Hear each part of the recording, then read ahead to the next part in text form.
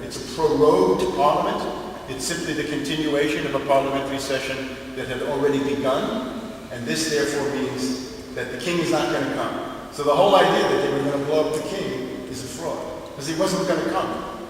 So the whole thing, I think we've cut through it. Now, that concludes the gunpowder plot. I don't know, have I convinced people? I hope I have. I hope you'll see that this is a fraud, and that Guy Fawkes is indeed the patsy. Now, who did this? Who does this stuff? What I would like to argue is that the perpetrator of the gunpowder plot on one level is Robert Cecil, but then in another higher level, it's the faction behind him.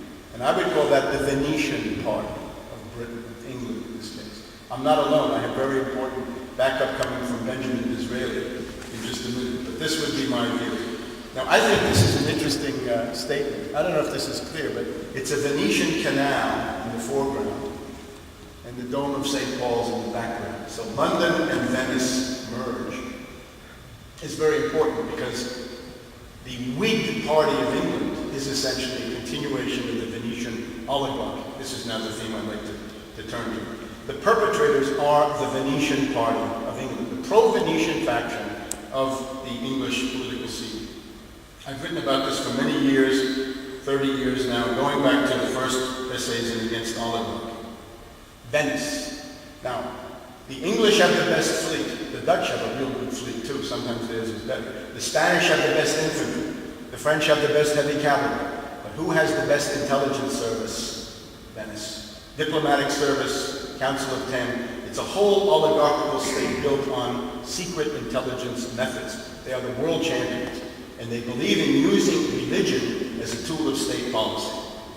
You know Venice, right? The lagoons in the Adriatic, here it is. And it goes all the way out into the eastern Mediterranean, as you see there. Now, they had operations going in England. If anybody knows Professor John Bossy, he's a very respectable academic historian, and he shows that Giordano Bruno, the so-called philosopher Giordano Bruno, was active in London as a Venetian agent, and I'm adding the Venetian part, he doesn't get to that, but that he's essentially working undercover in the French embassy here in London, down by the Thames, in the late 1580s, and that Giordano Bruno is the guy who blows up something called the Throckmorton plot,